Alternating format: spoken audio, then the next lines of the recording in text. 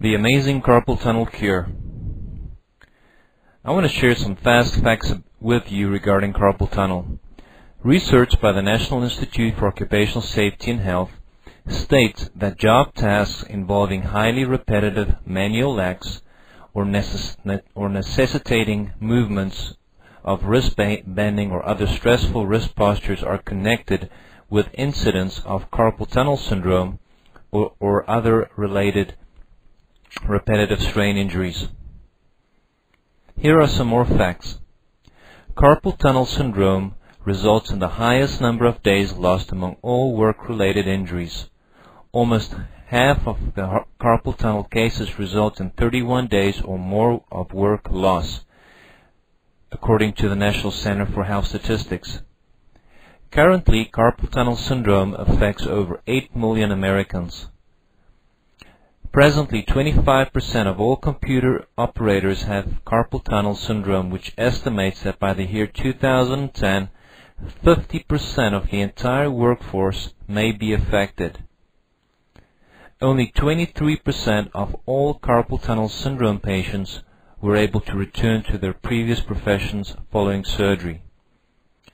Surgery for carpal tunnel syndrome is the second most common type of surgery, with well over 230,000 procedures performed annually.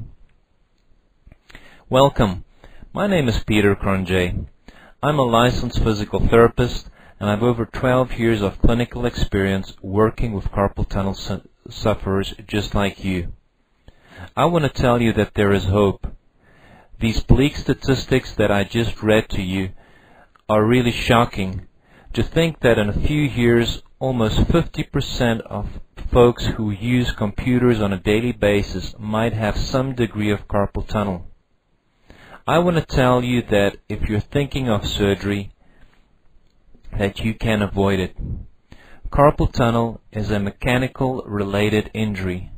It's a repetitive strain injury.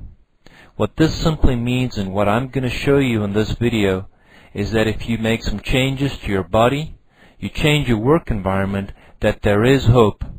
I can't guarantee you a cure, but I know that instead of wearing wrist splints, going for surgery, trying pills, that my approach is natural, safe, and that it focuses on correcting the different areas in your body and your work environment that is truly causing you this pain and suffering.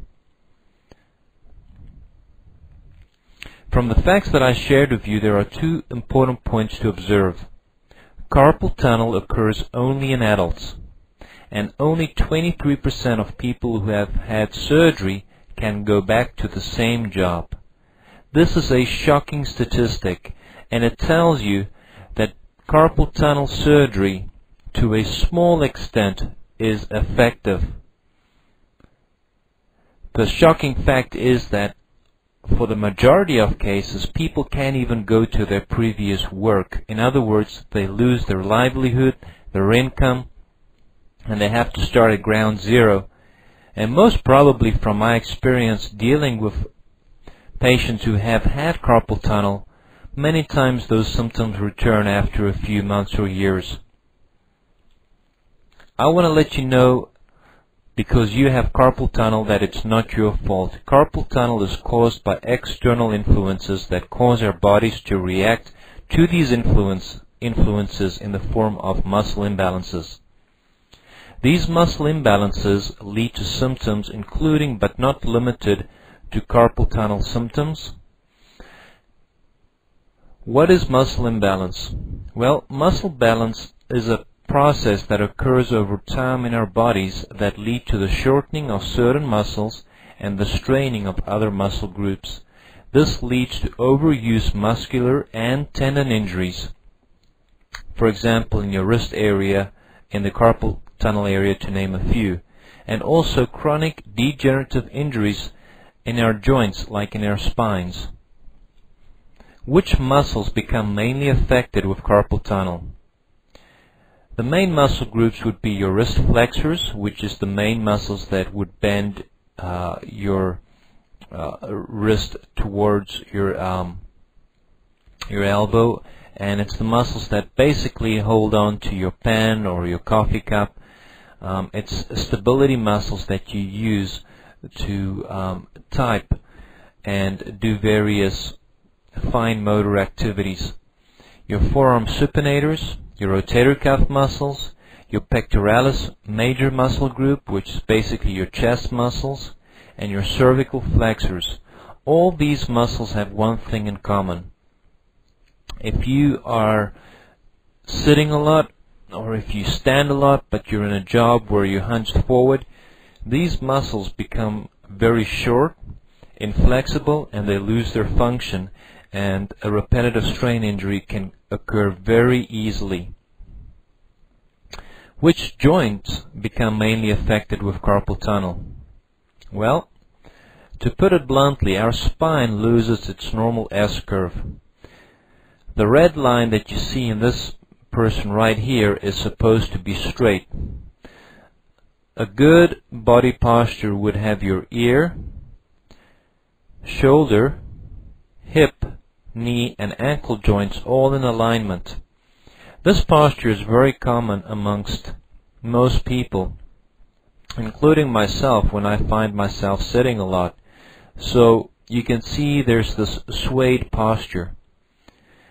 These tight muscle groups in your chest area, the shoulders that are hinged forward, the hands that are forward in front of the body are all signs of poor posture, which is called by muscle imbalance, and which leads ultimately to carpal tunnel. What is your next step? Well, there are 4 basic things that you can do. You can evaluate your body for muscle imbalance. You can correct the muscle imbalance. You can maintain a balanced body to avoid injury. And you need to change your work environment and daily movement patterns to allow healing. Step 1. Your posture. You need to take a picture of yourself, preferably front view and side view. I go into detail in the course about how to do this, and basically look at your posture. As you can see in this model right here, her head is turned slightly off to the left. One hand is more in front of the body, which shows that she's right hand dominant and probably using this arm, like for example on the mouse, a lot more during the day. Her feet are pointing outwards, the kneecaps are pointing outwards. This should all be pointing straight forward, and the hands should not be in front of the body.